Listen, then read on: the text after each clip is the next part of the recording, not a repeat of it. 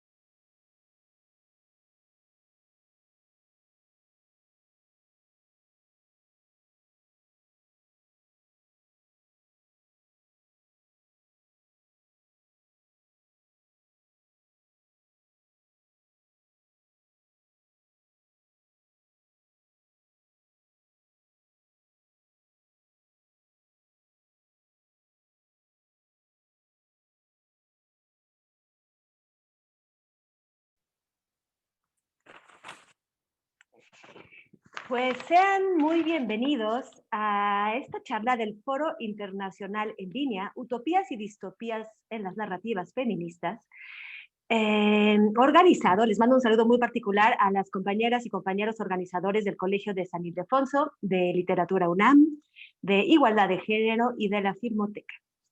Y también saludo a todos ustedes que nos escuchan ahora y también a todos ustedes que nos escuchan en el futuro a través del repositorio de esta charla que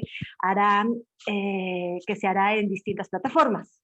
Quiero dar ahora la gran bienvenida a nuestra invitada especial, la escritora y periodista Rosa Montero. Ella se conecta desde un lugar secreto en Europa y con gran generosidad nos está dando un poco de su tiempo, un bien extremadamente escaso y que además es uno de sus temas predilectos. Muchísimas gracias, Rosa. Qué bonito, qué bonito. Bonitas palabras, muchas gracias. Gracias. Pues les voy a contar un poco quién es Rosa. Rosa empezó su vida profesional como periodista y se volvió, digamos que alcanzó la notoriedad en el medio con las entrevistas que hizo para el suplemento El País Semanal. La primera fue por allá del año remoto de 1977. Bueno, remoto para los más jóvenes, no tan remoto para los que somos más o menos de esas fechas, y menos para Rosa, que ya publicaba sus entrevistas. En ese tiempo, bueno, se había recién fundado este gran diario español El País, había recién muerto Franco, estábamos en plena transición española hacia la democracia. Y pues he visto, Rosa, que se calcula que son más de 2000 entrevistas con personalidades como el Ayatollah Khomeini. Te voy a decir las más importantes, que no siempre son las más conmovedoras, pero son las que muestran un poco cómo, a dónde alcanzaste con tu arte de la entrevista. Entrevistaste a Lou Reed, que hubiera yo dado por eso, a Margaret Thatcher, a Indira Gandhi, a Yasser Arafat, a Paul McCartney, a Martin Amis. Y la última en fecha fue con Malala, la niña pakistaní que recibió el Nobel de la Paz en 2014. Y me parece muy relevante mencionarlo porque hoy vamos a hablar de distopías y utopías feministas. Y me parece muy significativa que esta última entrevista le hiciste a una feminista que tenía 3 años cuando empezó el siglo XXI. Podremos, yo creo, hablar de esto un poco más adelante. Les necesito también contar que Rosa, bueno, ha hecho muchísima obra literaria. Ella es una novelista que ha escrito casi 20 novelas. No se las voy a enumerar todas, ni tampoco voy a enumerar todos sus premios. Les puedo decir que uno de ellos es el Premio Nacional de las Letras Españolas. Entre sus títulos, les voy a decir algunos, está La hija del caníbal, La carne. Bueno, entre Hija del caníbal y La carne, no, si ustedes ven algún aire de familia es pura coincidencia, La loca de la casa, La ridícula idea de no volver a verte, y una trilogía, bueno, una serie de ciencia ficción suave cuya protagonista es una detective tecnohumana llamada Bruna Husky. De esto sí vamos a hablar mucho, me parece, en esta sesión. Y bueno, está ahorita en las librerías, en todas partes, La buena suerte, la última novela de Rosa Montero, entonces es muy, muy fácil de conseguir en este momento, se las recomiendo muy ampliamente. Pues entonces vamos a compartir, Rosa, esta próxima hora y media contigo, que has hecho no solo escuela en el arte de la entrevista, puesto que tu método se enseña en las escuelas y universidades de las carreras de periodismo, sino también en la literatura contemporánea. Y entonces, Rosa, sé que está un poco quizás manido, pero creo que es importante dentro de los cuidados que nos debemos volver a preguntar, aunque sea una y otra vez, ¿cómo te sientes realmente en esta pandemia que estamos pasando y cómo sobrevives? Pues, ¿qué quieres que te diga, Yael? Yo creo que, como todo el mundo, llevando el peso de la pena de este tiempo, ¿no? Porque realmente está siendo muy duro, nos queda mucho todavía por vivir. Ha sido en España durísimo. Em, Desde el punto de vista social, tremendo, con todos esos ancianos que se murieron en las residencias sin que pudieran despedirse de sus hijos, de sus esposos. Eso es una herida de tal magnitud, es un horror de tal magnitud que creo que vamos a tardar muchísimo en superar ese duelo. Desde el punto de vista personal, yo he perdido gente, he perdido amigos por el COVID y perdí a mi madre de viejecita, pero coincidente con todo esto, Hoy, en marzo. Así lo que siento está mucho. siendo un tiempo asqueroso, realmente. Y muy triste, además, porque no veo que estemos aprendiendo mucho de ello. No es que Te quiero decir, yo no creo, detesto esa frase, ¿verdad?, tan típica que dice, no, es que del sufrimiento se aprende. Bueno, del sufrimiento se aprende si el sufrimiento no te destruye, que te puede destruir. Quiero decir que conozco maneras mucho mejores de aprender que son sin sufrir.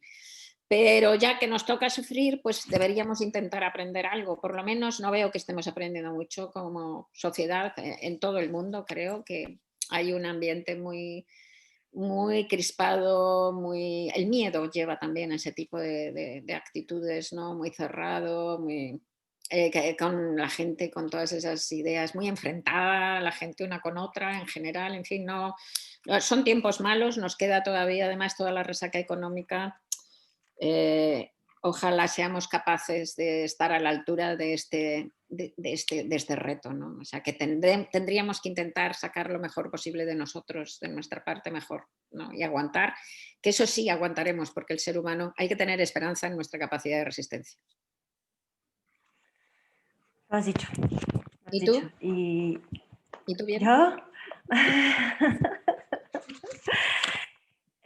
Pues yo un poquito como tú, en el sentido quizás no tanto de la salud, pero sí te diré que preparándome a justamente una carrera de más largo plazo.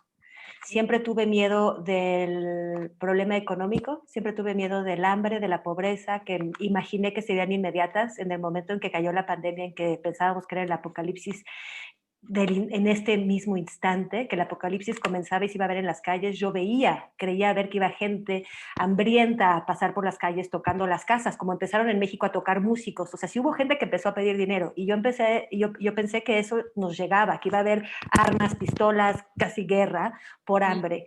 Me doy cuenta que el hambre no está descartada, simplemente que es un proceso un poco más largo, es un poco más extendido en el tiempo, y para que nosotros que somos tan impacientes y tan cortoplacistas hoy en día, porque todo es tan inmediato, es tan rápido y vamos de tema a otro, creo que hay que prepararnos para una carrera larga de una manera inteligente y a largo plazo. Entonces estoy asustada, menos asustada que al principio, y pensando que hay que trabajar con más paciencia, hay que prepararse.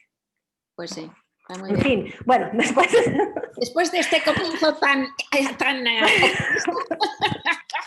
Bueno, a ver, lo siento que te quería preguntar también, quizás para entrar un poco al tono de la charla, es, mencioné en un inicio que has realizado más de 2000 entrevistas, ¿no? Sí. Y a ti probablemente te han entrevistado más de 2000 veces. Muchas O sea, más. estos datos son suficientes para asumir en la desesperación al entrevistador 2541 que soy yo, porque parece que ya te han preguntado todo y que ya lo has respondido todo, ¿no? Entonces, así como buscar la cosa, la de dónde va a ser la sorpresa, pues no parece nada fácil. Pero además resulta que ya no haces entrevistas, por lo menos tú como entrevistadora, por cansancio, porque crees que has terminado. Y sin embargo estás aquí, estás de este lado como entrevistada continuando este ejercicio. ¿Por qué? Puedes ser sincera.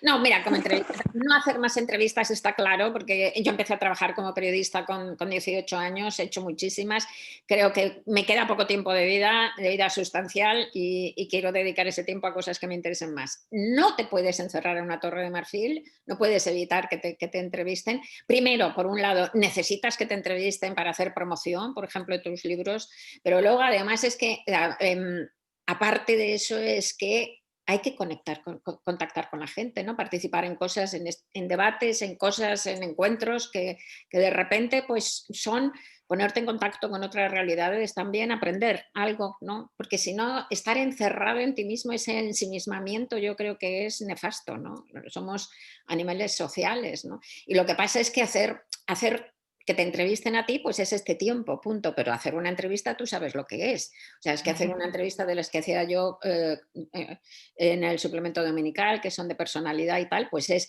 pasarte no sé cuantísimo tiempo estudiándotelo todo sobre el personaje, que son horas y horas y horas y horas y horas de trabajo. Luego desplazarte hasta donde sea este tipo, o esta tipa, ¿no? Hacer la entrevista que lleva su tiempo, luego pasarte la cinta, luego escribirlo. Es que es una cantidad de tiempo invertido en algo que a mí ya no me compensa. Mientras que ser entrevistada, pues es esta hora y media.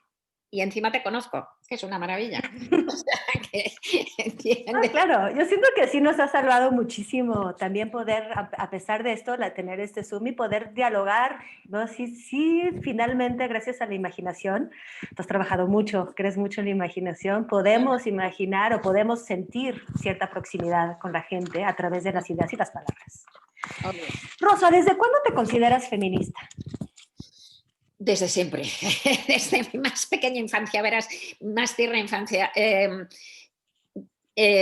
Nací y crecí mi primera juventud y tal en la dictadura de Franco, ¿no? Y era un mundo verdaderamente muy, muy, muy machista. Y en mi familia, pues mi padre, que era torero, no todos los españoles somos hijos de toreros, dicho sea de paso, es muy raro, incluso en España, también es un mundo muy pequeño. Y yo soy completamente antitaurina y soy animalista, detesto los toros, espero que se acaben cuanto antes mejor. Pero bueno, mi padre, que era torero y era una persona que amaba a los toros, a los animales, es así, mi amor por los animales lo he heredado de él, así somos de complejos y contradictorios los seres humanos, pero era muy machista, ¿no? Y entonces yo tenía un hermano mayor, 5 años mayor, y tengo, que es un tío estupendo, fantástico, y de pequeña tuve, no, éramos nosotros dos nada más, y de pequeña tuve tuberculosis. De los 5 a los 9 años no fui al colegio y estaba todo el rato en casa y muy cuidadita, muy cuidadita. Entonces cuando ya empecé a salir, con 9 años, pues de repente éramos de una familia así sin recursos económicos y tal, y en verano te mandaban, en el calurosísimo verano de Madrid, pues te ibas a la bodega a comprar hielo, ¿no? En un cubo, con un cubo, ibas con un cubo y comprabas una barra de hielo, ¿no? Entonces me mandaban a mí, con 9 años, ¿no? 9 años, una flaquita pequeñita, a comprar el maldito barra de cubo, el cubo con un asa de hierro así y la barra que pesaba un montón, ¿no? Entonces yo venía que no podía con el maldito cubo, con los dedos todos hinchados, ¿no? De la barra y tal.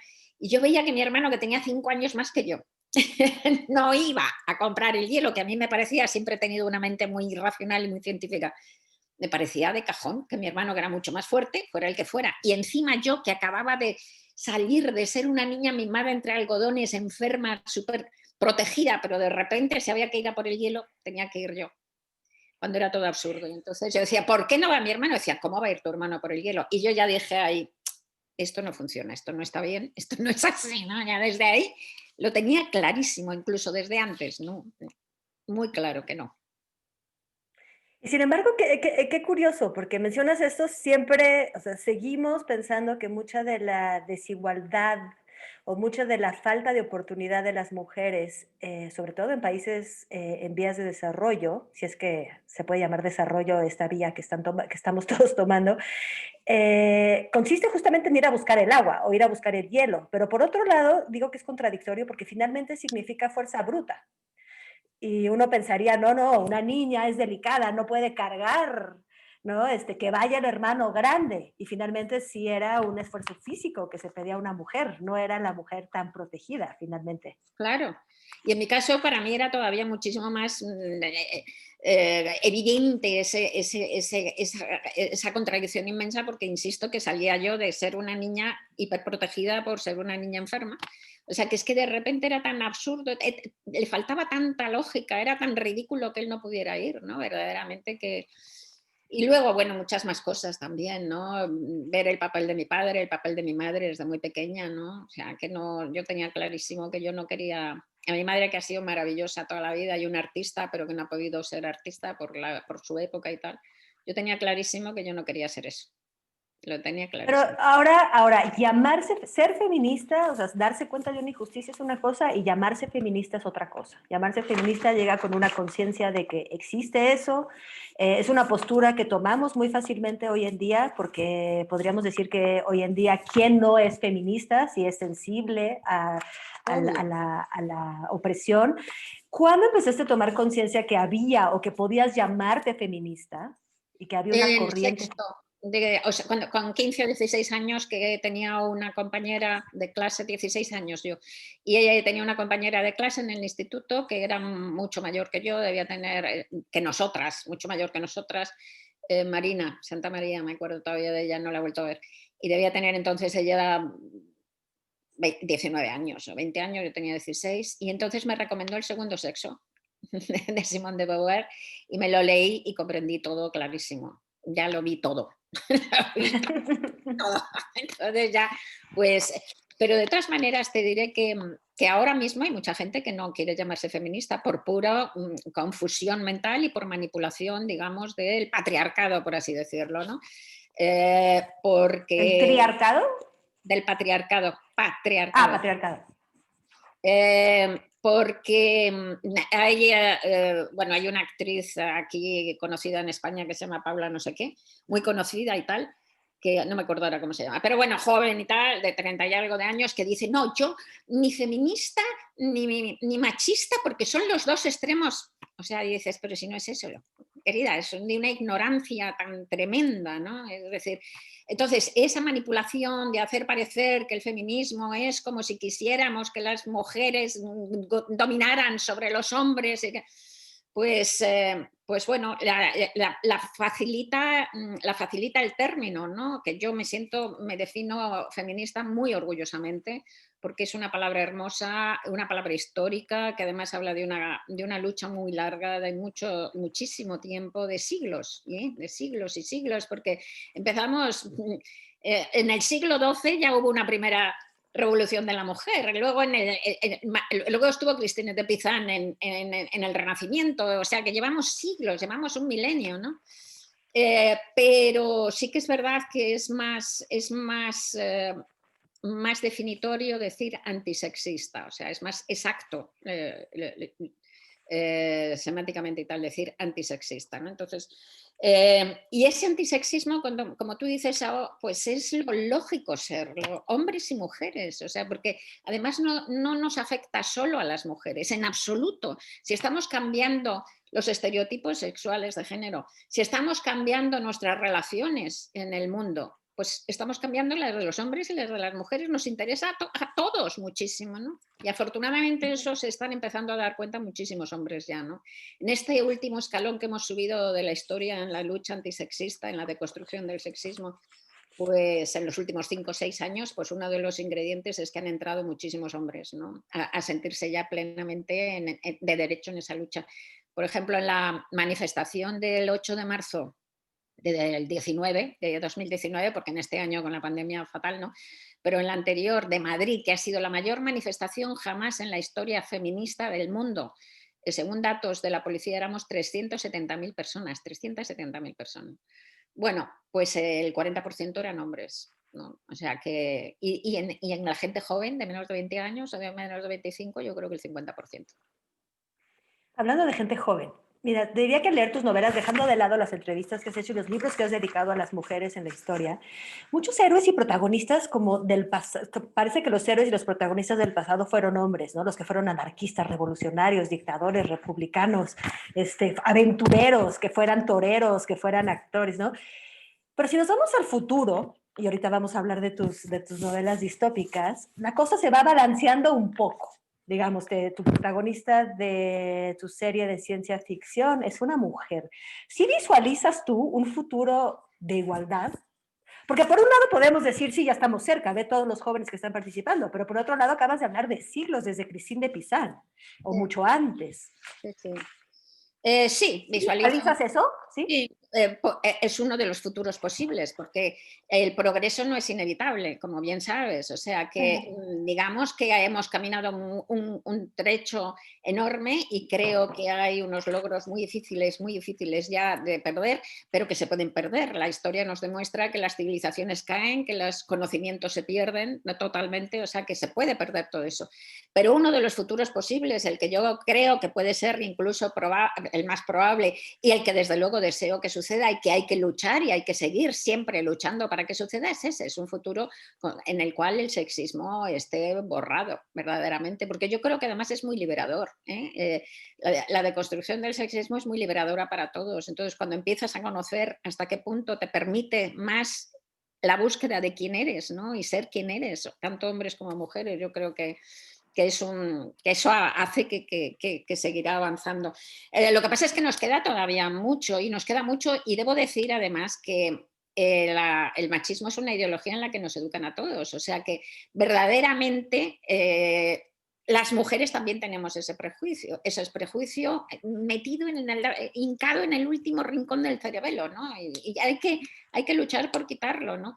Hay cantidad, ahora mismo se están haciendo cantidad de estudios y de investigaciones que lo demuestran. No sé si conoces la de John y Jennifer, ¿lo conoces? Es una historia No. preciosa. Pues mira, la Universidad de Yale en Estados Unidos, que ya sabes que es una de las mejores del mundo, pues abrió un concurso entre dos estudiantes de posgrado para darles el cargo de jefe del laboratorio de la universidad. Entonces se presentó una chica que se llamaba Jennifer y un chico que se llamaba John, que estaban preparando el doctorado de ciencias. Y presentaron cada uno su currículum y presentaron cada uno pues, un proyecto para el laboratorio. Entonces, como se suele hacer en Estados Unidos, mandaron esos trabajos de John y de Jennifer a que los evaluaran 124 catedráticos, es decir, tenors, ¿no? de química, de biología, de física y tal, de las 6 universidades mejores de Estados Unidos. Y tenían que puntuar a John y a Jennifer y tenían que decir también qué dinero debían de pagarles, ¿no? Al año. Entonces ganó John por entre 6 puntos, era un máximo de 6 puntos, sacó casi un punto, que es mucho, y además decidieron que a John deberían pagarle como $35.000 al año y a Jennifer como $29.000 al año.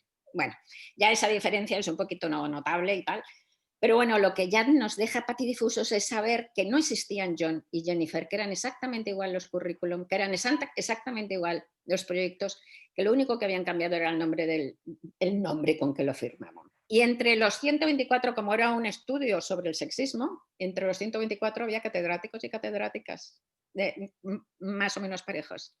Entonces, lo tenemos metido dentro, lo tenemos metido dentro, ¿no? Entonces, y luego otra cosa de lo que has dicho, que me ha interesado mucho, que vemos que los aventureros, que no sé qué, es todo manipulación e ignorancia, porque ahora está saliendo, afortunadamente, se está haciendo, por fin, se está haciendo una verdadera, se está reescribiendo la historia tal como la conocemos es una manipulación absoluta, es una malísima historia.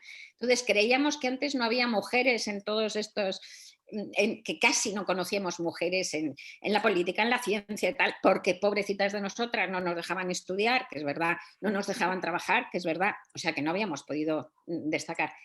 Pero no, la verdad es mucho más trágica que esta. Ha habido mujeres a lo largo de la historia, a lo largo de los siglos, en todos los lugares de la sociedad, en todos destacando y haciendo cosas increíbles, y lo que pasa es que luego han sido borradas de los anales. ¿Cuál es el primer autor literario de la historia de la humanidad? Pues es una princesa acadia que se llama Eneduana, de hace 4.300 años. 4.300 años. La primera obra que tenemos firmada es un largo poema religioso que se llama Exaltación a Inanna, que es de Eneduana. Inanna era una de las grandes diosas antiguas.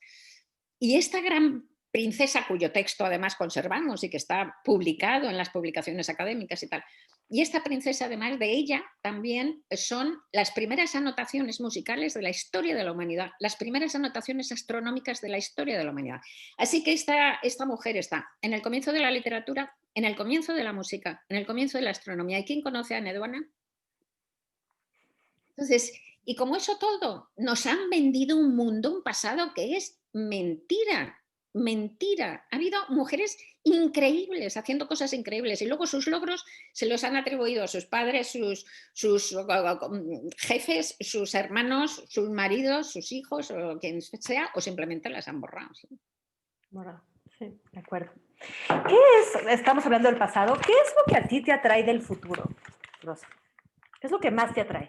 Bueno, la curiosidad, personalmente me atrae la curiosidad, es una de las cosas, no me gusta nada morirme, ni quiero morirme, ni nada, la vida me encanta, pero sobre todo una de las cosas que me da una rabia que me mata es no enterarme de qué va a pasar, es que no lo soporto. Si pudiera despertarme, levantarme de la tumba cada, yo qué sé, cada 10 años o cada 20 años y echar un ojo, mira, por ejemplo, toda la carrera esta, a mí que me encanta la ciencia, me encanta la astronomía, me encanta toda esta carrera que hay ahora, ¿no? Por encontrar por colonizar otros planetas, que además en esta carrera va la supervivencia de la humanidad, ¿no? Porque la Tierra tiene poco futuro, ¿no? Pues es que me da tanta pena perdérmela, ¿no? Porque no me va a dar tiempo ya a ver la colonización de Marte, voy a estar por los pelos, ¿no? Si es que vivo mucho en el principio de la colonización de Marte y es que me fascina, ¿no? Eso desde un punto de vista Bueno, personal. pero lo has hecho lo has tratado de hacer a través de la ficción. Tienes un personaje llamado Bruna Husky que Sí, vive a finales del siglo XXI. bueno, vive en el año 1109, 1109 dentro de... Ah, ¿no empezaba un poco antes? Sí, no, en 1109, en 2109. Cuéntanos un poco de este personaje. Sí, comencé el primer libro, lo publiqué ahora como 10 años, o sea que cuando empecé a diseñar la novela y tal, pues puse la historia 100 años hacia adelante. Lo que pasa es que ahora ha ido pasando el tiempo y ahora son es solo dentro de 90 años, ¿no?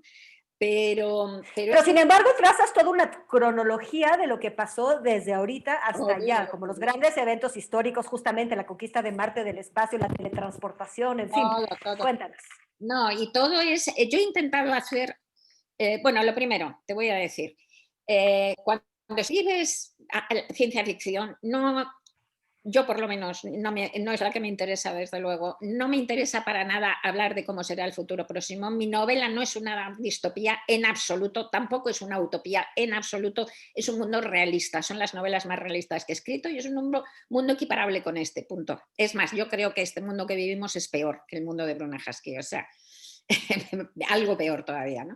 Entonces, lo que pasa es que o sea, a mí lo que me interesa de la ciencia ficción es la posibilidad que te da la ciencia ficción, la herramienta metafórica maravillosa, poderosísima que te da la ciencia ficción para hablar de la realidad, para contar la realidad de otra manera, para permitirnos ver, puesto que nos sacan de la visión rutinaria y cómoda que ya tenemos y aburrida y cansada de verla de la misma manera, vemos el mundo de una manera determinada, de una forma tan rutinaria que ya nos impide realmente ver lo que estamos viendo. Entonces la ciencia ficción te cambia esa visión y te permite reconocer mucho más la realidad, ¿no? Pero la Entonces, distopía y la utopía, perdón que te interrumpa aquí, pero la utopía y la distopía no tienen precisamente también esa función, desde las utopías de Tomás Moro hasta las distopías actuales, también de vernos, de pero proyectar. son más moralistas, diría yo, ¿no? O sea, una Ok. distopía, por ejemplo, sería, pues no vamos a llegar a esto si seguimos por aquí. No, no, yo no. Para mí no, Sí. yo no tengo ese ingrediente moral para nada. Estoy intentando, como me da igual hablar. Tengo otra novela que se llama Historia del Rey Transparente, que sucede en el siglo XII.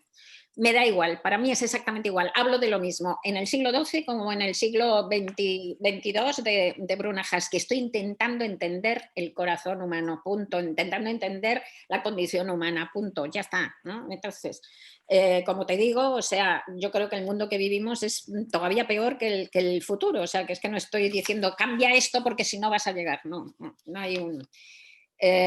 Entonces, eso por un lado, ¿no?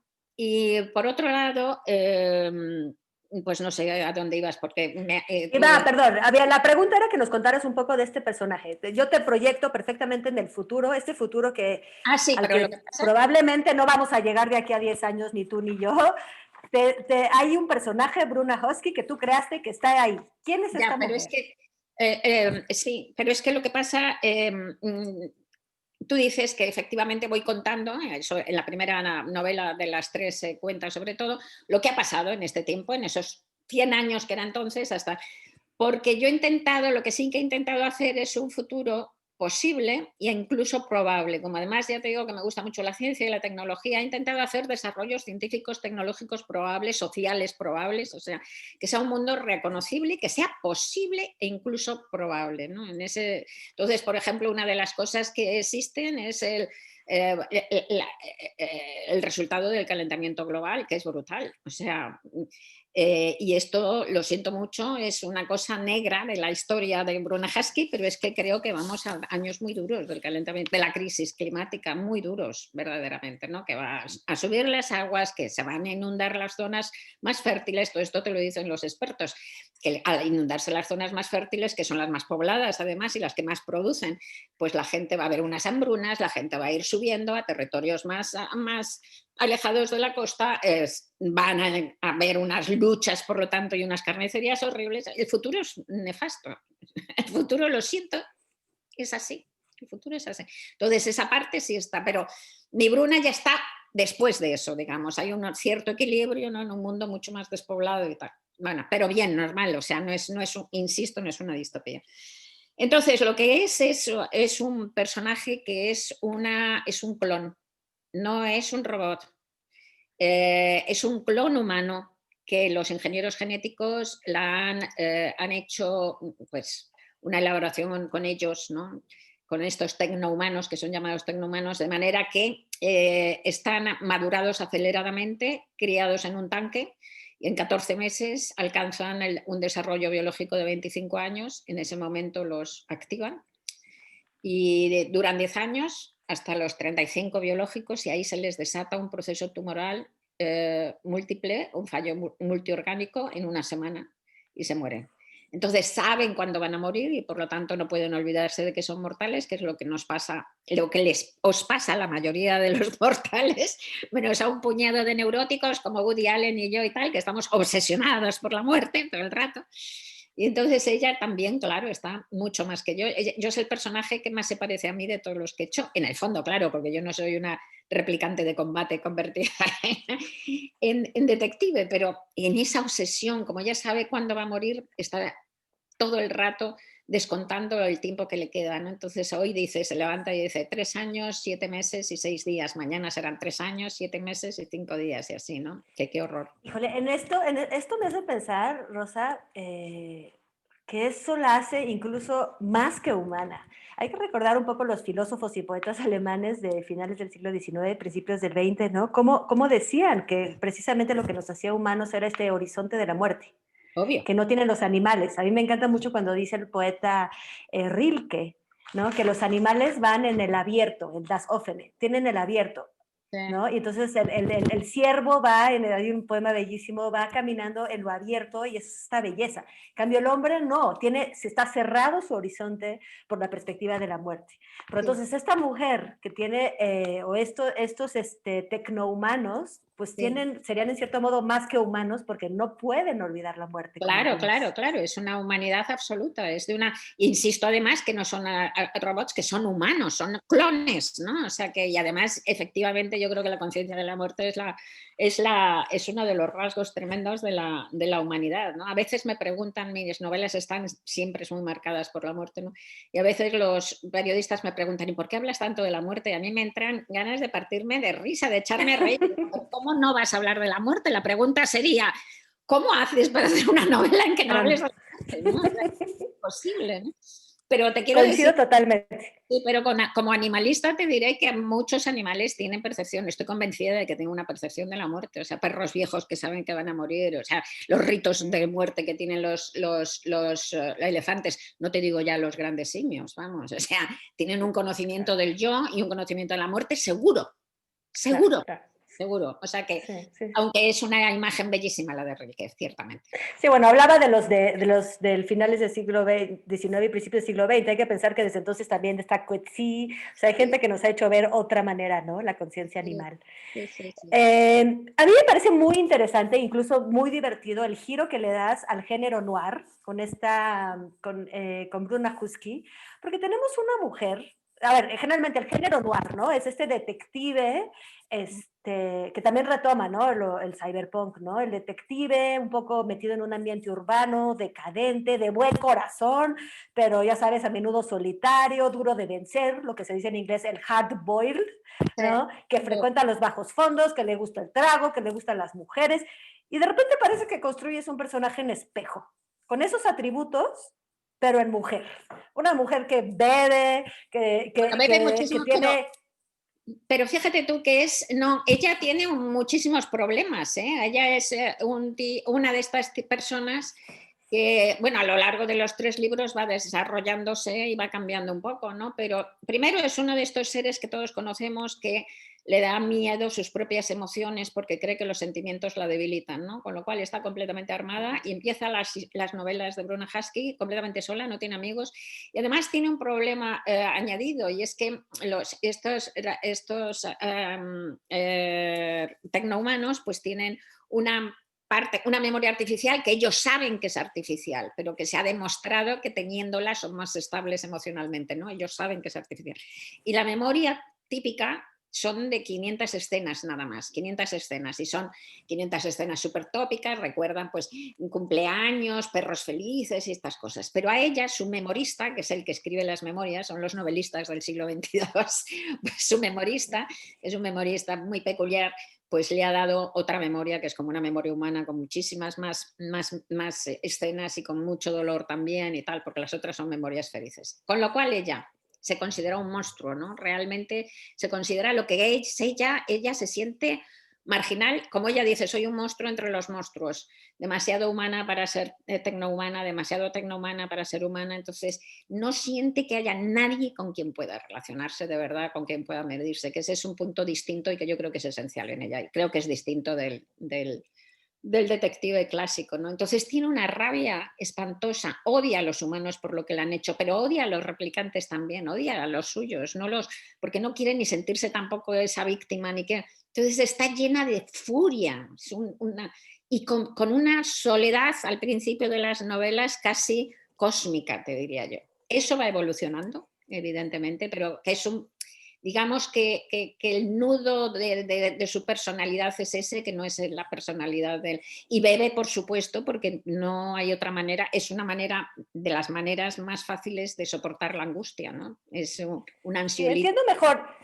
Yo lo había sentido muy en espejo, como de ahora es la mujer la que es así, quizás porque ya tiene la libertad de hacer lo que se le pegue la gana y de deprimirse y de tomar y de hacer lo que se le pegue la gana, que tomaba estos atributos generalmente del detective masculino. Ella es fuerte, porque es una tecnohumana de combate, es solitaria, bebe, va por sexo, o sea, amor y sexo están separados, o sea, ¿no? Pero Pensaba en claro, espejo, ¿cómo pero no va a ir entiendo. por sexo? Porque en el momento del sexo es en el único momento en donde puede olvidarse de la muerte. O sea, es una adicta al sexo porque ella le está taqueando la muerte todo el rato en la cabeza. Y en el momento del Mira, a mí, sexo es el único momento que se apaga. O sea, a mí me parece, a mí es una construcción de ella, no tiene nada que ver para mí con el detective masculino, ¿no? Es una construcción, como te entiendo. digo, del personaje. A mí me parece muy fascinante este desarrollo de la memoria que haces, como de Pablo Nopal se llama este Sí, famoso sí. novelista que le hace sus memorias. Me parece muy interesante esta idea que desarrollas de que incluso para estos tecnohumanos que nacen teniendo 25, el hecho de tener una memoria de la infancia, ¿no? Le dan humanidad y estabilidad emocional. Les hace Y más conste que estables. tú me has puesto, y conste que tú me has puesto en este camino, porque te voy a preguntar algo, ¿no? Y me voy a ir muy lejos, porque esto no deja de remitirme al pensamiento psicoanalítico. O sea, perdona que me vaya tan atrás, pero tus Vale. primeros estudios fueron de psicología, ¿no? En un inicio estudiaste psicología, luego te fuiste por el periodismo, o sea, periodismo y psicología, y luego abandonaste la carrera de psicología. Pero la manera que construyes tus personajes, esta importancia de la memoria aquí, o sea, la memoria de los eventos de la infancia que te dan estabilidad emocional, eh, la necesidad de toda esta historia personal precisamente para construirte como humano, ¿no tiene algo del psicoanalista? ¿No eres? Mira, yo lo primero es que no aprendí nada en la carrera, pero nada, ¿eh? Yo fui a hacer, al mismo tiempo que estudiaba periodismo, como bien has señalado, estudiaba psicología porque pensaba que estaba loca, porque tenía ataques de angustia y tal, entonces pues para enterarme de qué me pasaba, porque como vengo de una clase social que no te llevaban a un psiquiatra ni nada, pues dije, tengo que enterar qué me pasa, ¿no? Como la mayoría de los que estudian psicología que van porque creen que están locos, vamos, pero lo cual no es malo porque te acerca al paciente, ¿no? Pero entonces, esa parte, desde luego, digamos que la psicología académica y tal, es que no está para nada en mí. Lo que está es la empatía, y una empatía desarrollada, y un deseo de entender al otro, el que me guste muchísimo la gente, el que observe al otro, el que es... he sido muy empática desde pequeña, y mucha gente que tiene esa empatía, pues lo que hace es, al contrario, bajarla y acolcharla, porque a veces la empatía te hace daño, ¿no? El sentir con el otro. Yo no, yo la he ido desarrollando aún más. Al hacerte periodista, pues cultivas la empatía, al hacerte novelista, cultivas la empatía, ¿no? Y la he ido desarrollando. Así que lo que tengo es el amor por la observación del otro y entonces esa construcción interna de los personajes, ¿no? O sea que no creo que haya... Y la memoria yo creo que es un verdadero invento. Lo que yo creo de la memoria es que es una mentira, ¿no? Que la memoria es un relato que nos hacemos a nosotros mismos y que vamos cambiando, es un relato en construcción. Lo que yo recuerdo hoy de mi infancia no es lo que recordaba hace 20 años y lo voy cambiando conforme lo voy necesitando. Y menos mal que existe esa imaginación que completa y que redondea nuestros recuerdos, ¿no? O que reinventa nuestros recuerdos para dar un sentido de destino y de orden a nuestra vida, porque si no la vida sería inhabitable, insufrible, sería un caos, sería puro ruido y furia, ¿no? Y la memoria, insisto, es completamente infiable. Yo tengo este hermano querido, al que yo digo que quiero mucho, y a veces estamos hablando de nuestra infancia, de cosas que hemos vivido los dos, y terminamos discutiendo, porque los padres de mi hermano no son mis padres, no tienen nada que ver, vamos, o sea, los padres que él recuerda, la casa que él recuerda, cada cual ha ido construyendo esa memoria y es verdad que el relato que nos hacemos nos conforma la vida, ya sabes, somos palabras en busca de sentido y el relato, la narración lo es todo, eso sí que lo tengo claro. Por eso decía Epicteto, el filósofo estoico, que lo que le afecta al ser humano no es lo que le sucede, sino lo que se cuenta de lo que le sucede. Y es verdad, ¿no? Si tú cambias tu relato, cambias tu vida. Por eso, y ahí te doy la razón, hay tantas terapias que se basan en el cambio del relato, en el cambio de la narración para cambiar la vida, como el psicoanálisis, ¿no? No, bueno, yo estoy completamente convencida, Rosa, y no sé si tú también, como que presiento que podrías estar de acuerdo que quienes se interesan por la literatura, es decir, por los personajes, por la construcción psicológica, o sea, por la vida interna de los personajes, pues no están tan lejos de los psicoanalistas, de la gente que estudia neurociencias, de la gente que estudia, ¿qué nos interesa? Tú hace rato decías el corazón humano, pero bueno, es también una manera de decir la mente, el, Pues, el toda esa construcción. sí, bueno, lo que somos. O sea, a mí la neurociencia me chifla, o sea, leo muchísimo, me encanta, ¿no? No sé si has leído a Eagleman, ¿no? Por ejemplo, que tiene Incógnito. ¿Has leído Incógnito de David No, Eagleman? Wow. Eagleman no, pero como bueno, voy para hombre allá. hábil. Apúntatelo y léetelo porque es que es un Sí, sí, sí. espectacular, ¿no? Entonces, me encanta. Y sí, ¿no? Ese amor por el otro, por cómo se ve el mundo desde la visión del otro, ¿no? A mí eso me fascina, por eso me encanta ser novelista, porque realmente vivo el mundo desde todos los personajes que hago y lo vivo de verdad, porque el autor maduro es el que se deja contar la historia por sus personajes. Y terminas borrando tu yo consciente y dejando verdaderamente que vivir esa especie de delirios controlados que son las novelas, ¿no? Y viviéndote dentro de todos los personajes. Vuestro maravilloso Sergio Pitol decía que el escritor es un individuo, el novelista es un individuo que escucha voces, lo cual lo asemeja con un demente.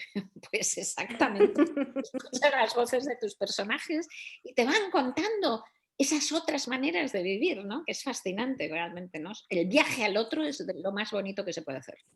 Oye, ¿y no encontrabas eso también en tus entrevistas, el viaje al otro? Sí, sí. De hecho, además, yo creo que ese ha sido uno de los, quizá ha sido la clave del éxito de mis entrevistas.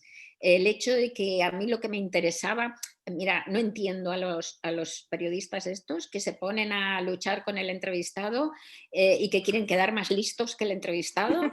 O que, bueno, es que me parece demencial, ¿no? O que se molestan si el entrevistado se pone agresivo con ellos y tal, y se pican y contestan. Mira, a mí lo que me interesaba era rascar un poquito la coraza que todos llevamos pública, rascar la coraza y atisbar un poco al animal blando que hay debajo de la coraza, ¿no? Atisbar un poco exactamente lo que te decía, cómo se ve el mundo desde ese otro lado, ¿no? Y si en el entrevistado de repente se pone furioso y empieza a insultarte y pierde los papeles, yo me ponía tan contenta, me callaba y me quedaba que no se me notara que estaba tan contenta porque al hacer eso rompe su coraza y se deja ver más fácilmente, ¿no? Entonces, ese viaje al otro siempre cuando he hecho las entrevistas, para mí ha sido intentar meterme en la cabeza de ese tipo o de esa tipa, de igual manera que me meto en la cabeza a mis personajes, ¿no? Y creo que eso... Lo que te iba a preguntar, Sí. eso, si te han servido, precisamente si ha sido una buena escuela para crear tus personajes, si te has inspirado de todos estos personajes que has conocido, de ver cómo piensan, cómo reaccionan, cómo es su parte exterior, cómo es su parte interior.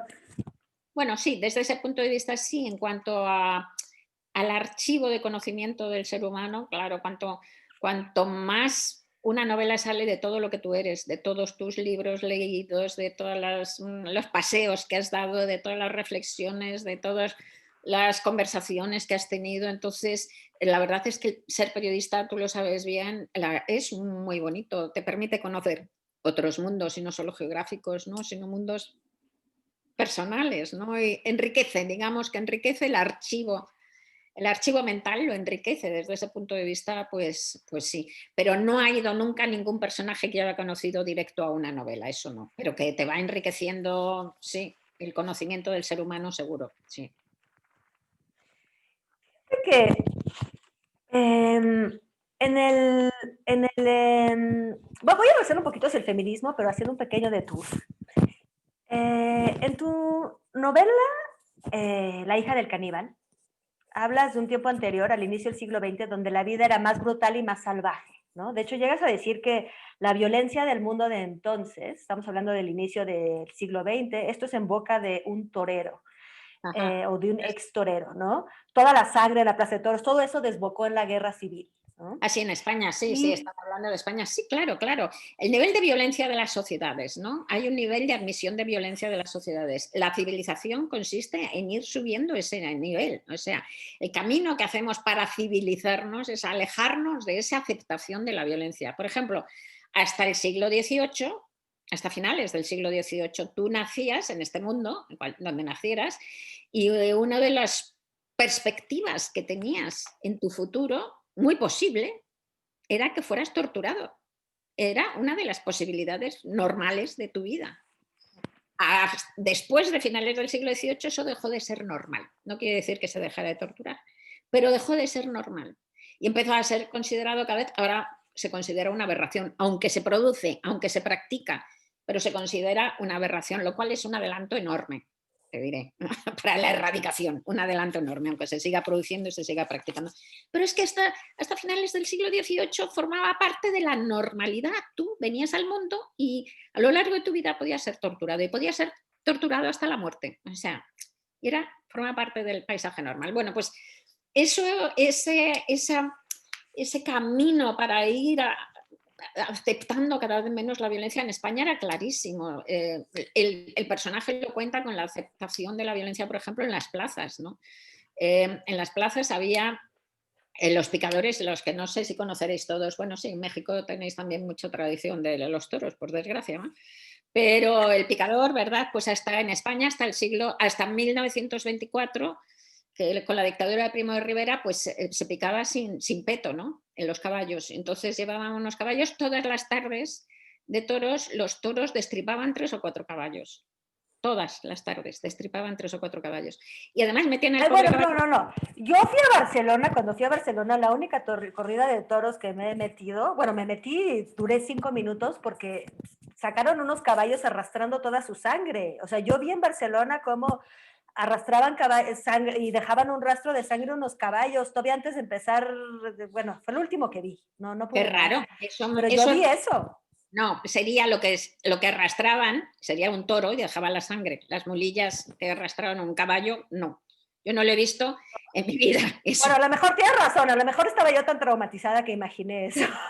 No, no lo he visto. A veces les han dado una cornada debajo del peto, pero nada, entonces se lo han llevado al caballo y tal, no es raro, okay. Muy amurallados con él. Pero vamos, les pegan unas palizas. Pero entonces que iban sin peto, pues destripaban 3 o 4 caballos todos los días. Los caballos los metían además pisándose, como decía Valle Inclán, decía, los pobres jacos van pisándose las tripas, literalmente, les metían en puñetazos las tripas, les cosían en vivo y les volvían a sacar. Bueno, si hoy eso Eso era en el 24. Cuando en el 24, 1924, en la dictadura de Primo de Rivera, se prohibió esto, se prohibió torear con los caballos sin peto. Hubo montones de personas que pusieron el grito en el cielo, diciendo que eso era una vergüenza, que se pusiera peto, que con eso ya la fiesta de los toros ya no tenía sentido. ¿Sabes cuál fue una de las personas que hizo un artículo feroz contra el peto? Ortega y Gasset. Ortega y Gasset, era nuestro máximo pensador, o sea, el filósofo del principios del siglo XX en España, un pensador importante, escribió. Ese señor que se supone que era un intelectual de tanta altura, escribió un artículo furioso diciendo que sin peto ya los toros no tenían sentido. Imagínate qué nivel de aceptación de la violencia.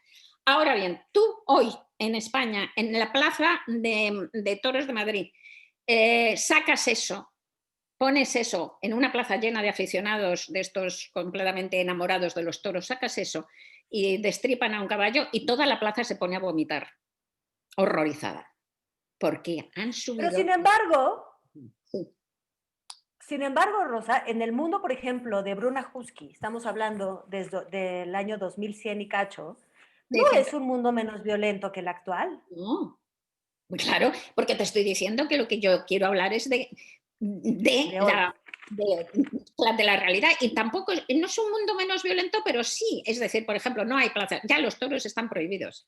Otra cosa es que, es lo que decíamos antes, la tortura está prohibida, pero se practica. Bueno, pues eso es lo que pasa en el mundo de Bruna Husky. Hay cosas que han mejorado en el mundo de Bruna Husky, no hay sexismo, hay muchísimo más, ha triunfado mucho más el animalismo, los toros no están, pero la violencia personal, individual y todas esas cosas, la violencia sigue existiendo, la violencia y el mal es un problema del ser humano, del corazón negro de los seres humanos, lo que me interesa reflexionar. Pero el nivel de aceptación de la violencia general ha ido subiendo, en el sentido de que cada vez se acepta menos violencia, ¿no? Entonces, otra cosa que te sirve, para lo que te sirve, te decía que la ciencia ficción sirve justamente para permitirnos ver la realidad desde otro lugar y darnos cuenta, ¿no? En el mundo de Bruna Husky hay que pagar un impuesto por vivir en una zona de aire limpio, porque el mundo está muy contaminado y tal. Entonces, dependiendo, el mundo está dividido en zonas en donde el aire está más limpio, en zonas geográficas, y en otras en donde está, pues hay varias zonas, ¿no? Dependiendo del grado de contaminación. Y tienes que pagar un impuesto a las empresas energéticas que se dedican a limpiar el aire, antes con bosques de árboles artificiales y cosas así. Entonces, mucha gente, desde que he sacado las novelas hace 10 años, pues me pregunta, me dice, sí, es que fíjate que se llega a pagar por el aire limpio y tal. Y les dices, pero si es que ya es lo que vivimos ya ese mundo. Mira, en Ghana, por ejemplo, se han hecho análisis de sangre a los niños recién nacidos y ya están contaminada la sangre de los niños por los metales pesados del mayor basurero del mundo electrónico que está en Ghana, en la capital de Ghana, y que le mandamos toda Europa, toda Asia y toda América, les mandamos allí todos los desechos electrónicos. Eso ya existe. O sea, no hace falta, y ni siquiera hay que ir a Ghana. Se han hecho estudios interesantísimos que demuestran que, por ejemplo, en Madrid, la zona norte, tenemos montañas, ¿eh? Entonces viene el aire mucho más limpio de la zona norte. Entonces, los pisos, la propiedad en la zona norte de Madrid es mucho más cara que en la zona sur, que está mucho más contaminada. En París, en la zona oeste, está el océano, vienen los vientos del océano y limpian mucho más. La zona oeste de París es mucho más limpia, es mucho más cara. Y la zona este, que está mucho más contaminada, es mucho más barata. O sea que ya es así, y ha sido así desde siempre. Los ricos han vivido cuando no se sabía de contaminación, ni de mosquitos, ni de no sé qué, pues los ricos vivían en zonas altas, porque fuera de las marismas, porque no había malaria, simplemente por prueba y por error, no sabían por qué, pero los de abajo se morían y ellos no, y en las zonas altas eran las caras, siempre. Así que siempre ha habido que pagar por el aire limpio, siempre. Entonces, es lo que te digo, eso es lo que permite la ciencia ficción, hacernos esa reflexión porque se ve desde otro lado. Entonces, Bruna Husky ya existe, en cierto modo. Bruna Husky existe, sí. Bruna Husky existe. Bueno, primero ya te digo que existe desde luego en mi corazón porque es una gemela mía, mucho más salvaje ella y más bestia y más fuerte, pero en muchas cosas nos parecemos. Y luego, pues lo que existe es el mundo de Bruna, claro. El mundo de Bruna existe, sí, sí. ¿Cómo haces para construir este mundo? Nada más. O sea, yo he visto, es bastante complejo. ¿Te haces en tu casa? O sea, esto ya me quiero meter un poquito en laboratorio de novelista. ¿Tienes ahí como una especie de línea del tiempo? ¿Vas Eh, marcando o dibujas o haces o sea, constelas? ¿Tienes planetas? ¿Qué haces? Mira, todas mis novelas tienen soy muy arquitectónica y todas mis novelas tienen una estructura muy trabajada.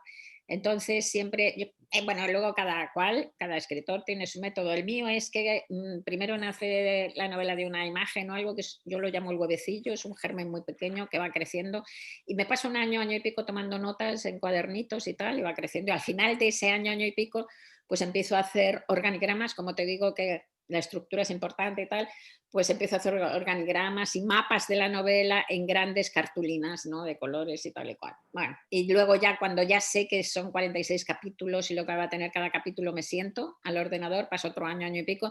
En ese trayecto vuelve a cambiar, en vez de 46 capítulos son 54, aparece un personaje nuevo. Afortunadamente es un bicho vivo hasta el final y eso le mantiene el interés, ¿no? En el caso de Bruna, todo esto fue exactamente igual y hice los mismos organigramas, las mismas combinaciones que en las otras novelas. Lo que pasa, la diferencia, es que, claro, he tenido que guardar todo eso. Por ejemplo, es los únicos libros que me leo, porque yo no me leo mis novelas nunca. Ni yo ni la inmensa mayoría de los novelistas se leen sus novelas anteriores. O sea, la inmensa mayoría, te digo, el 999 por mil. Pero los únicos libros que leo son los de Bruna. Los releo. Cada vez que empiezo un libro nuevo me leo los anteriores, porque tienes que tener la continuidad, tienes que leer los anteriores. Y tengo todos los materiales anteriores que vuelvo a mirar todas esas grandes cartulinas, todas esas grandes anotaciones. Entonces, efectivamente, tengo cronologías de todo, bueno, claramente, porque tienes que respetar pues, las leyes que se sacaron en qué año, no sé qué, todo eso lo tengo en papeles, tengo cronologías, tengo tablas, tengo todo y todo eso cada vez, y cada novela que pasa más complicado, porque añade más y más información, o sea que antes de empezar cada novela me tengo que pasar más tiempo, ahora ya para la próxima voy a tener que pasarme un mes y pico releyendo todo, por lo menos, ¿no? O sea que sí, sí. No, porque aparte es toda una cronología paralela de eventos mundiales, ¿no? Que Sí, no sí. son referencia. Aquí puedes hablar de la Guerra Civil Española y con mencionarla ya todo el mundo sabe de qué se trata. En este caso son guerras que solo sucedieron en tu imaginación. Sí, sí, sí, efectivamente, sí, sí, sí, sí. Oye, estaba yo preguntando hace rato entonces del mundo que era más brutal y más salvaje y lo que con este torero. En el libro, y ¿por qué quiero regresar a esto de la violencia y el torero? La primera entrevista que pones en el arte de la entrevista, un libro tuyo de reciente aparición que recoge algunas entrevistas como más emblemáticas o por lo menos que escogiste, que seleccionaste. El primer entrevistado es el torero Luis Miguel Domínguez. Ah, Y ahí dices que el mundo torero es un microcosmo machista. tremendo, Entonces yo te sí, quería sí. preguntar, ya que mencionamos que tu padre pues pertenecía a este microcosmo, mencionaste de pasada, pero te podría preguntar qué tanto influyó este mundo en tu postura feminista, o sea, si podemos desarrollar un poquito más. No, no creo que influyera especialmente por el mundo de los toros, porque además mi padre se dejó los toros cuando él tenía 45 años y yo tenía 5 años, ¿no? O sea que Ya. yo no he vivido ese mundo de los toros realmente, ¿no? Por dentro, Ah, pero lo que te quiero decir es que era muy machista mi padre, era muy machista en mi casa, la situación de mi casa, aunque mi madre no lo era, pero estaba sojuzgada de alguna manera. Y, pero es que eran equivalentes otras familias de la época, aunque no fueran toreros, ¿sabes? Es que había un machismo brutal. O sea, que es que no creo que fuera especialmente más machista por ser torero, pero sí que era un mundo muy machista. Pero en aquella época son los años 50. machista todos. Sí, sí. ¿Y qué tal has resultado como hija, siendo que has tomado definitivamente un camino no muy común para las mujeres? Bueno, fue muy complicado, pero al final tuve muchísima suerte de que mi padre viviera mucho o bastante. Se murió con 84 años. Tuvimos, cuando yo era adolescente, tuvimos como 4 o 5 años muy malos. Pero después nos reencontramos y nos reencontramos muy bien y tuvimos una vida muy larga juntos de padre e hijo, e hija, respetándonos mucho, ambos aprendiendo.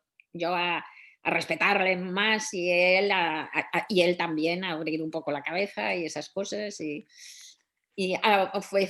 Fue fue bueno que yo tuviera éxito, digamos, temprano, ¿no? En mi carrera, y no porque, no por esa cosa como mezquina de decir, y sí, por eso el padre, entonces, porque tuvo éxito. No, es que cuando alguien tiene como esos principios muy estables y además era muy religioso y tal y cual, pues si alguien hace todo lo contrario y el entorno no se lo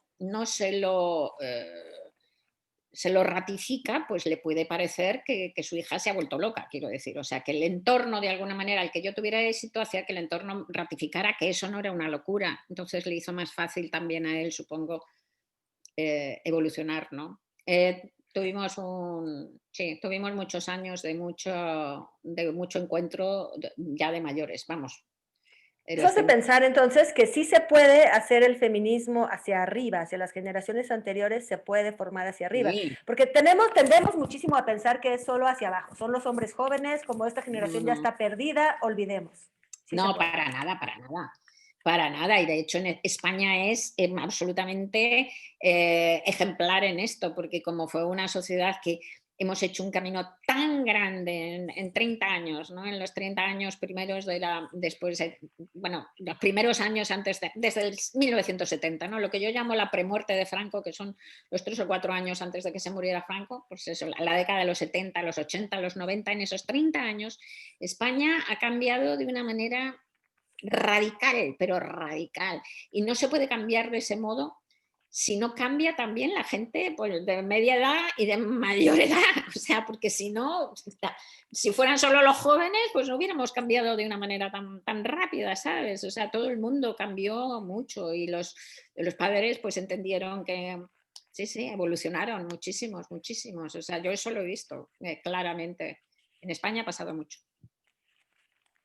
Fíjate que veo que están empezando a haber muchas preguntas. De hecho, también es una invitación a quienes nos ven, que veo que son muchos también. Voy a empezar de una vez y Sí, seguiré con las mías si nos sobra tiempo, pero para poder atenderlas. vale. La primera creo que va directamente hacia, eh,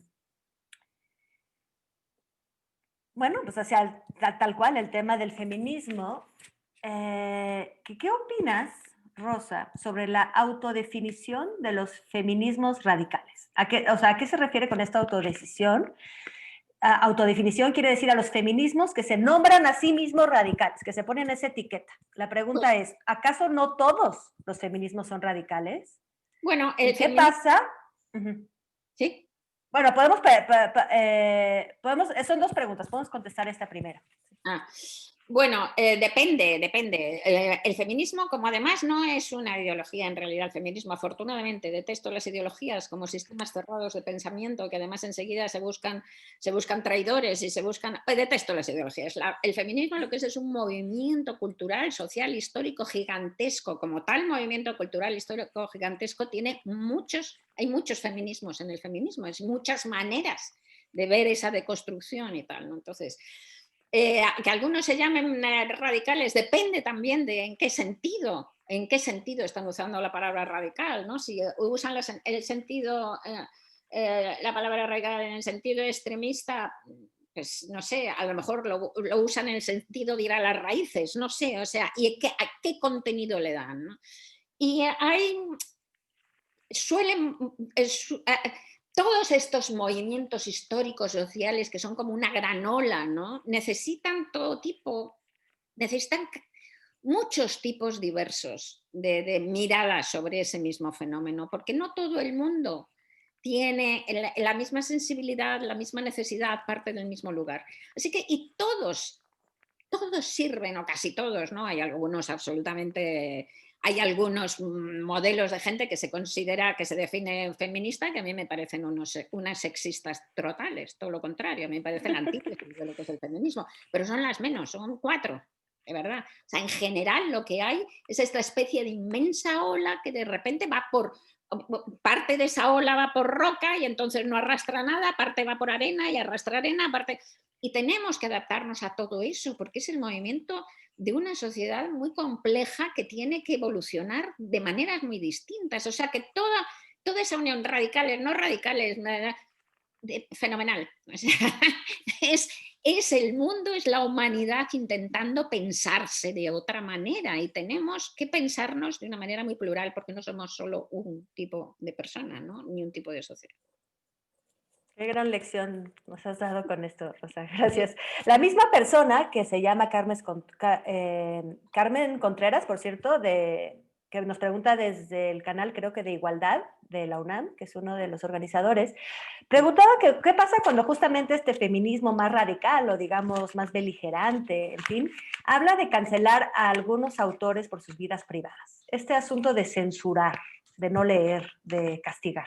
Hombre, depende. Mira, también es que depende, pues yo qué sé, por ejemplo, hay gente que dice que me parece lo que te digo, que hay algunos extremos que me parecen completamente cerrados y sexistas, pero que insisto, no me gustaría hablar mucho de ellos, de esos ejemplos, porque creo que son hiperminoritarios dentro del movimiento general del feminismo o del antisexismo. Creo que son hiperminoritarios y que lo que pasa es que se les da muchísimo bombo y salen en toda la prensa y todo el mundo le habla de ellos justamente porque el patriarcado le conviene que salga eso, ¿no?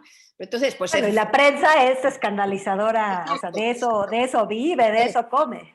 Exacto, entonces efectivamente hay gente que dice que, por ejemplo, hay que quemar Lolita de Nabokov. Bueno, no se han enterado ni siquiera de qué es Lolita. O sea, Lolita es una novela verdaderamente moral, antipedófila, clarísima, ¿no? Y aparte de maravillosa, ¿no? Entonces, lo de censurar. Hay un ejemplo ahora muy cercano que es el de la novela de esta chica, ha sacado El consentimiento, es que no me acuerdo cómo se llama, es una chica francesa que ha sacado un libro que es una especie de su historia novelada, que se titula el libro El consentimiento, y habla de cómo se enrolló con ella un autor francés que tiene ahora 85 años, que tampoco me acuerdo, tengo esta memoria estupenda, cuando ella tenía 14, y era un tío que es un pedófilo, tiene 80 y tantos años, y ha escrito, y le han bailado el agua, le han hecho todo tipo de fiestas, en Apostrof, por ejemplo, el programa este importantísimo de los libros, el programa más importante literario de la televisión francesa y uno de los programas más importantes literarios de televisión de Europa, pues fue a programas y le hacían muchísimas bromas. No, es que a ti como te gustan tan jóvenes, el tío,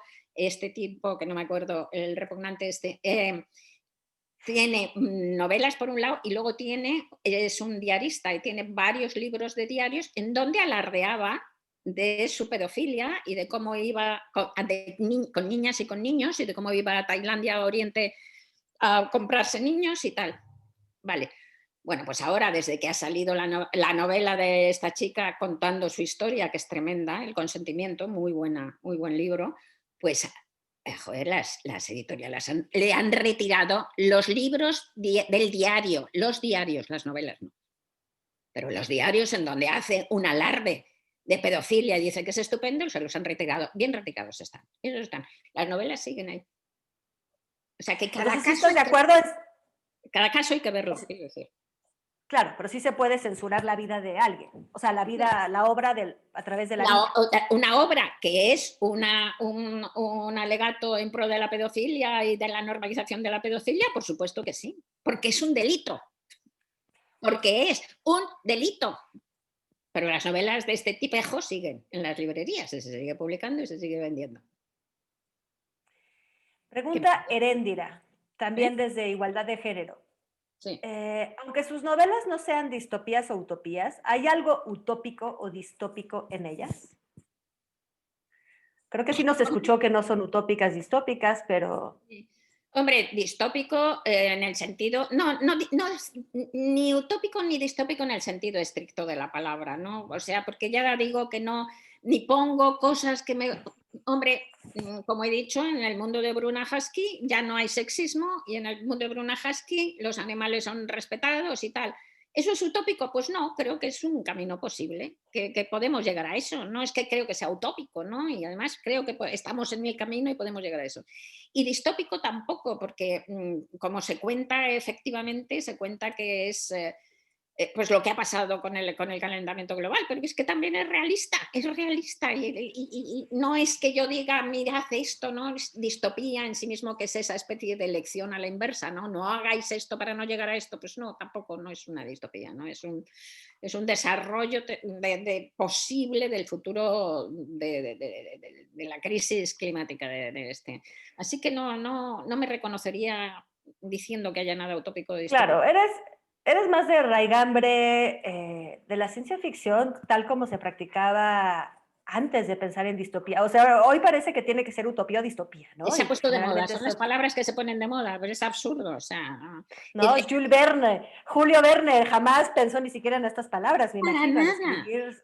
Te vuelvo a repetir que además es que la ciencia ficción que de verdad me interesa es esa que permite utilizar esa herramienta poderosísima metafórica, o sea, que es para la descripción del mundo, es que es maravilloso eso, y eso es lo que me interesa. ¿Cuál fue, pregunta Roselena Cortés Álvarez? Hay muchísimas preguntas, Rosa, despiertas pasiones, te aviso. ¿Cuál fue la entrevista que te llegó a marcar en la vida? ¿Tú ¿El cuál qué? escoges? La entrevista que marcó tu vida. De las que yo he hecho, la verdad es que, mira, fíjate, a ti te pasará también, ¿no? Y la verdad es que se te olvidan porque si no se te olvidaran, como tienes que aprender tantos datos, es como casi como un examen cada entrevista y tal, no te cabrían los datos en el disco duro, o sea que las vas olvidando, pero como me lo han preguntado muchas veces, pues no es que me haya marcado mi vida para nada, pero dos entrevistas que me han gustado especialmente hacer, pues me gustó mucho hacer a Mohamed Yunus, por ejemplo, que es el banquero bengalí que inventó el microcrédito, que luego le dieron el premio Nobel de la Paz, muy mal dado, le tenían que haber dado el premio de Economía, no se atrevieron, pero es el que le tenían que haber dado porque el de la Paz no vale nada, ¿no? Se lo han dado a Kissinger y otra gente así, o sea que, en fin, pero este tío me pareció cuando lo entrevisté como tan humilde, tan inteligente, tan, como uno de esos grandes benefactores de la humanidad, ¿no? Un tío maravilloso, me pareció, el Mohamed Yunus, me encantó. Y luego me encantó desde un punto de vista personal hacerle, has citado antes, una entrevista a Paul McCartney de los Beatles, porque yo estaba con 12 años, estaba enamoradísima de él, ¿no? Y luego cuando lo entrevisté, él tenía como cerca de 50 cuando lo entrevisté, ¿no? Yo tendría 30 y tantos, ¿no? Y la verdad es que estaba el pobre porque entonces, ahora está bien, porque ya está muy mayor, pero está bien. Pero entonces es que estaba, no es que hubiera envejecido, es que McCartney no envejeció, se derritió, se le cayó así la cara, ¿no? Como si fuera de cera, se derritió el pobre. Pero por dentro estaba divino, o sea, era un tío tan, lo mismo, tan persona, tan accesible, tan divino, cuando teniendo en cuenta la vida que había vivido de locura, ¿no? Y de exceso en todo, el éxito, la fama tan joven. Bueno, pues seguía siendo un tío absolutamente maravilloso, así que me encantó. Sí, bueno, imagino, yo no sé. Ha de haber sido increíble esa noche. O sea, vi algunas descripciones de ese día que lo entrevistaste y sí suena como a un día muy bello en tu vida. Un perfect day. Sí, sí, sí. Pregunta a alguien. Sí, pregunta de Literatura UNAM, desde Literatura UNAM, Ilse Guzmán, si hay algún personaje femenino de ficción que te haya inspirado. ¿Cuál es tu personaje Inspirado, favorito bueno, femenino? sí, me encanta la diosa de los escritores en general, que es Sherezade. No es maravillosa Sherezade, ¿eh? O sea, que se gana la vida, no solo se gana la vida contando historias, sino que la vida literalmente, quiero decir, huye de la muerte, evita la muerte, vence a la muerte contando historias. ¿No es lo que intento hacer yo? No es lo que intentamos hacer absolutamente todos los escritores. Y no solo eso, sino que además acaba con el mal sin sentido del sultán este enloquecido que mandaba a degollar a todas las jovencitas todas las mañanas y que degolló a 3000, yo qué sé, y de repente consigue mudar ese corazón infernal, convertirlo en un corazón de ser humano. Es A lo través de que sus historias, a través de aspiramos, las letras. a través de las historias de ella. Es lo que aspiramos todos. ¿No es eso la función del arte? Intentar mejorar el corazón de la gente, no es intentar huir de la muerte, evadir la muerte. Bueno, o sea, me parece Sherezade, qué grande, qué maravilla. ¿Qué? Ay, bueno, tantas preguntas, no sé cómo hacer. Ay, Odette Alonso. Saludos a Odette Alonso. Mira, qué simpático. Nuestra querida Odette, una escritora de origen cubana que radica ahora en México, pregunta si no sería muy indiscreto saber por qué tienes un bolígrafo en el dedo índice. Si tiene alguna, si tiene alguna función. No es un bolígrafo, primero, es una pluma desechable, pero que yo no uso, maravillosas, se usan y se tiran. Yo no uso bolígrafos porque uso siempre pluma estilográfica, ¿no?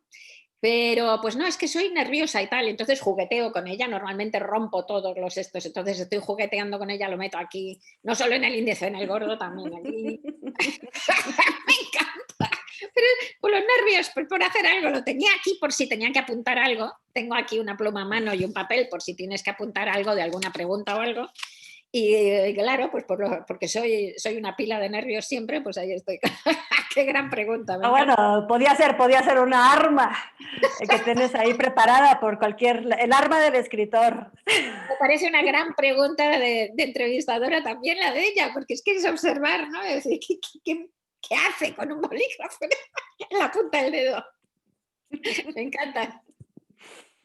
Mira, tenemos ahora una pregunta de Carlos Paul, una pregunta de un chico desde Literatura UNAM, fíjate, nos pregunta algo interesante. Él nos pregunta, ha oído que hemos mencionado la palabra antisexismo y quiere saber la diferencia entre feminismo y antisexismo.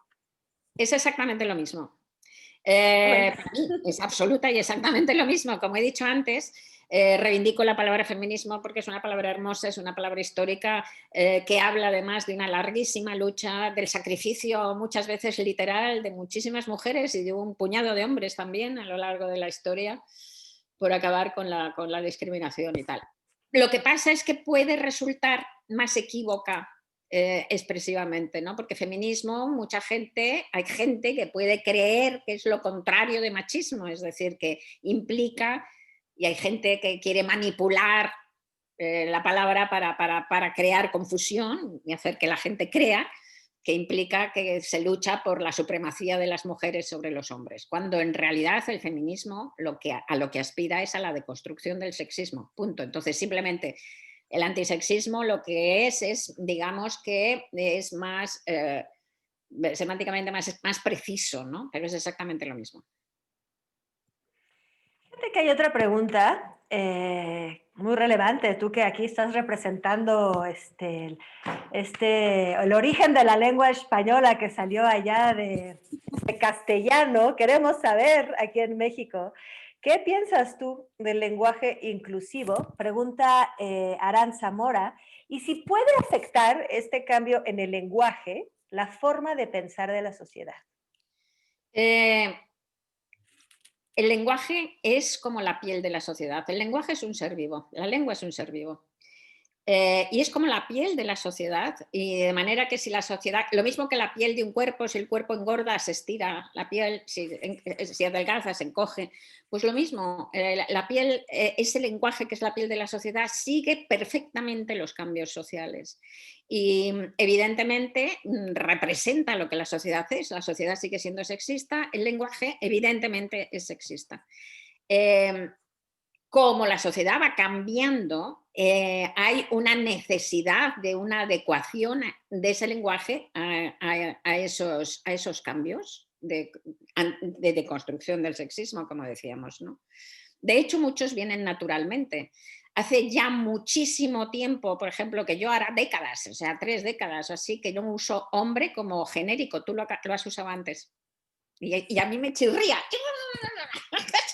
Me chirría. Yo ya no lo uso porque me chirría.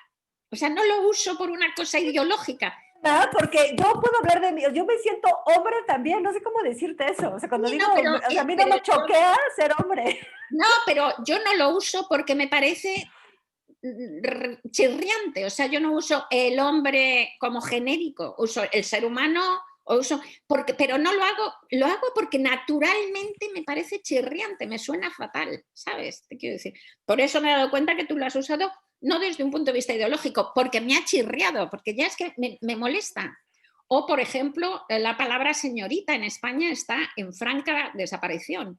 Prácticamente se usa poquísimo, casi nada ya, poquísimo. De la misma manera que se perdió en su momento la palabra señorito, que existía en el siglo XIX, se usaba señorito, a principios del XX se usaba señorito, desapareció. En un momento determinado la palabra señorita está desapareciendo, así que hay cosas que están desapareciendo y apareciendo naturalmente, ¿no? Ahora ya pues todos los femeninos de las profesiones que antes no existían, ¿no? Y todas esas cosas, el lenguaje va cambiando de una manera natural. Pero por supuesto que esos cambios son más lentos y que la gente, puesto que la sociedad está cambiando de una manera no igualitaria en toda la sociedad, pero en algunas zonas mucho más rápidamente, exige un cambio mayor de esa lengua, más rápido. Y no está mal también, siguiendo el símil antes del cuerpo y la piel, pues también para tener la piel mejor nos damos cremas, haciendo gimnasia, se pueden hacer algunas cosas. Lo que no se pueden hacer son ortopedias. Porque el lenguaje, vuelvo a decir, es una cosa viva y necesitas que el lenguaje realmente prenda, que el lenguaje quiera hablarse así, quiera decirse así. Una cosa que nunca va a calar, por ejemplo, es esa cosa tremendamente ortopédica y cansina de amigos y amigas, lectores y lectoras, niños y niñas, porque eso es anti-lenguaje, el lenguaje va a lo económico, o sea, eso no va a funcionar nunca y es ortopédico, es anti-lenguaje. ¿Que hay que solucionar esa inclusión? Habrá que solucionarla de alguna manera. ¿Cómo?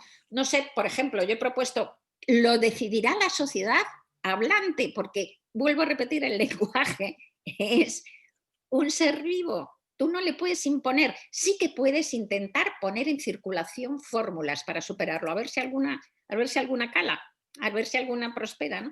Yo he propuesto, por ejemplo, que en reuniones en donde haya claramente una mayoría de mujeres, que concordemos en el femenino.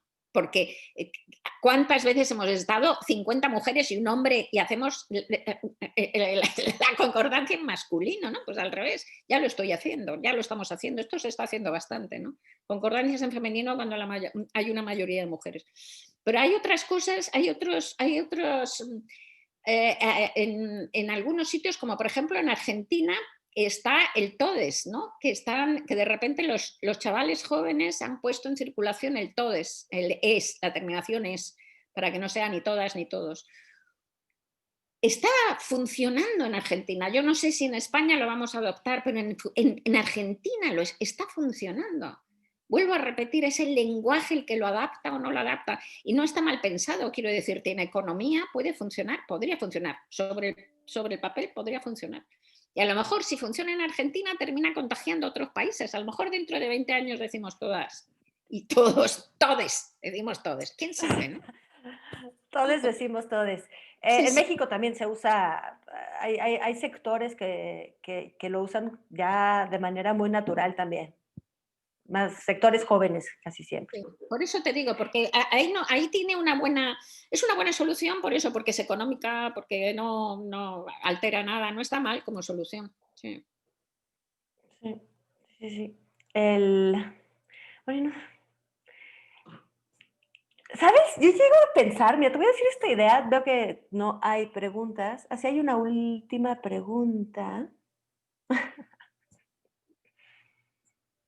Bueno, la hacemos al final porque no sé si la vas a responder, pero quería decirte que a mí me duele un poco No es que me duela, digo, me acabas de exponer en público como dije hombre genérico y me siento muy mal. Tengo que revisar muy bien No, no, pero por Dios, no mis quería hacerte expresiones. mal, ¿eh? En absoluto, no, no.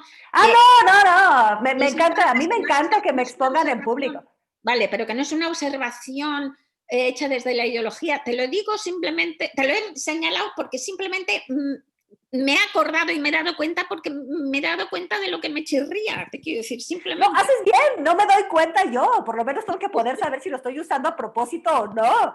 Pero lo que me refiero es que cuando hacemos todes, a mí me gusta, a mí me emociona, me exalta la idea de cambiar la lengua, porque quiere decir, o sea, evidentemente refleja lo que somos y quiere decir que estamos cambiando, o sea, estamos dándole toda esta, justo todo lo contrario a las academias, ¿no? Quitándole esta rigidez y esta flexibilidad que debe de tener, esta manera orgánica de ser, ¿no? Que es la gente la que moldea la lengua.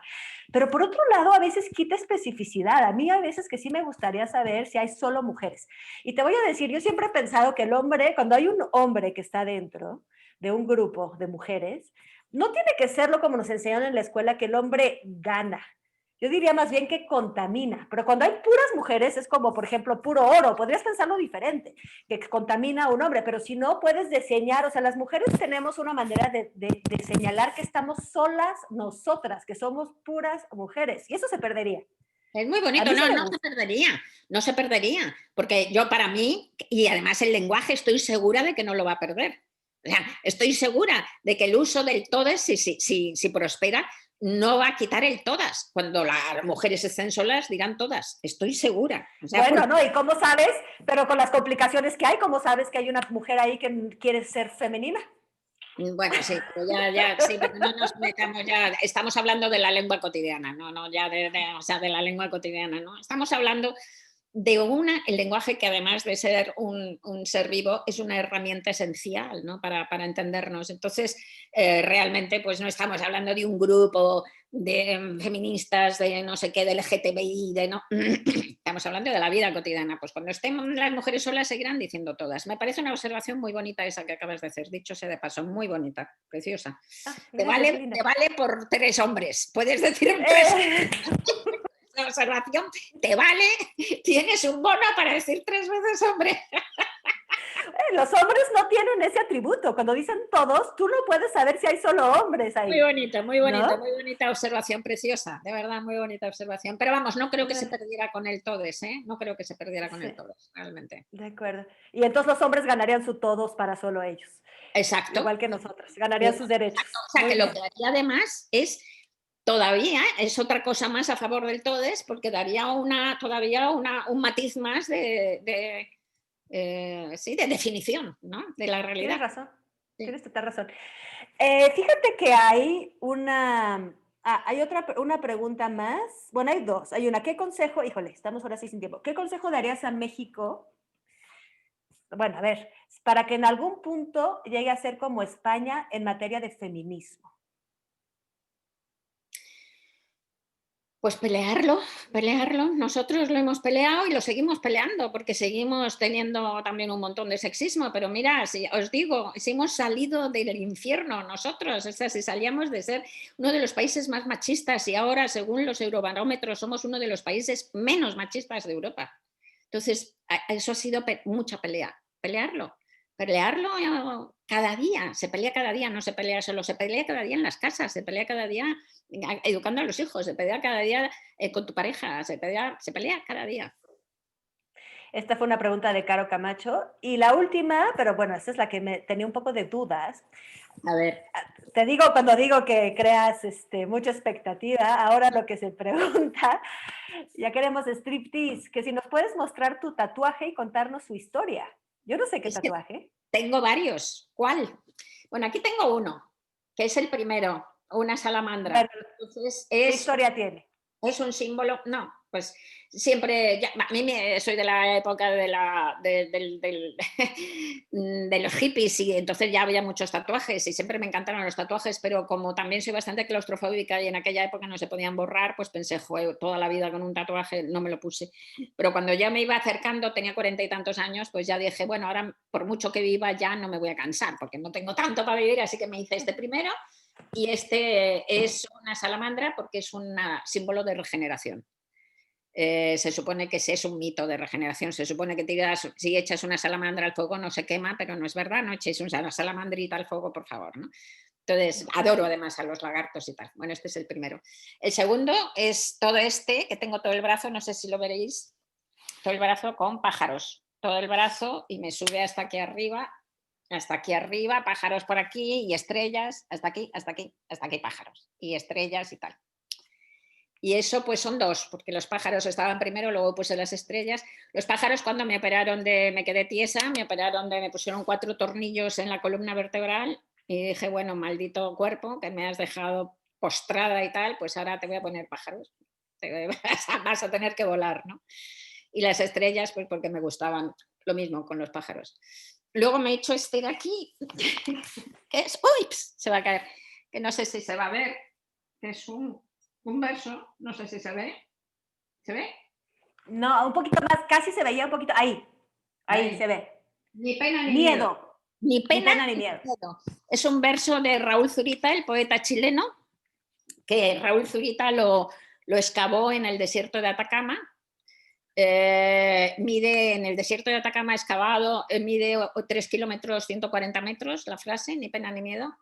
Y yo he caminado, y tiene cada letra 400 metros de alto. Yo he caminado por ahí encima, en esas letras ciclópeas, y me parece un lema precioso, sobre todo para envejecer, porque cuanto mayor te haces, más pena tienes por lo perdido y más miedo a lo que viene, y los lemas es lo que quieres, no es lo que tienes. Entonces yo quiero no tener ni pena ni miedo. Entonces me encanta, me parece un verso potentísimo. Y el último que me he hecho es este, que es la parte de arriba, es Sapere Aude, que es una frase de Horacio, pero que popularizó Kant y que significa atrévete a saber, y que me encanta. Atrévete a saber, no te sientes sobre tus ideas, no te sientes sobre tus prejuicios, atrévete a saber incluso aquello que va en contra de lo que piensas.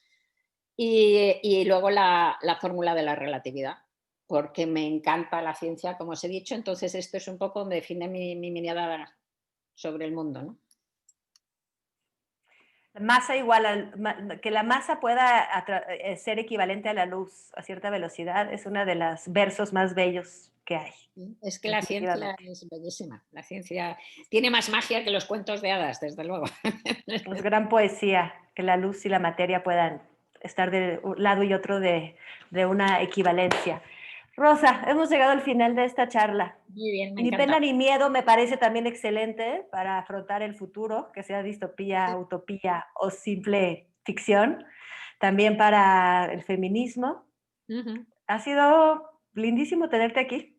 Lo mismo Muchísimas para mí, gracias. con tu altar de muertos detrás tan bonito, que me encanta, los crisantemos y las calaveras esas. Me ha encantado. Muchas gracias, Yael. Ha sido un lujo conocerte y espero que nos podamos dar un abrazo de verdad algún día. Bueno, te voy a ir a buscar. Muchas gracias. Bueno, pues hemos terminado esta charla con Rosa Montero. Realmente ha sido un privilegio tenerla aquí con nosotros. Una vez más, pues muchísimas gracias a todos los que asistieron a este foro internacional en línea, Utopías y Distopías de las Narrativas Feministas, organizado por Colegio de San Ildefonso, Literatura UNAM, Igualdad de Género y la Filmoteca. Todo esto, por supuesto, de la UNAM, nuestra casa de todos. Chao, chicos y chicas. Todes. Chao. Chao. Bueno, hemos terminado esto.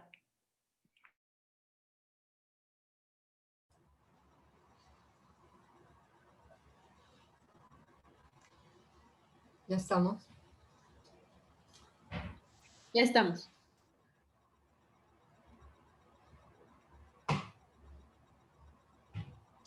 Perdón. Ya. Creo que Rosa ya se fue. Se fue. Ok. Muchas gracias. Estuvo bien.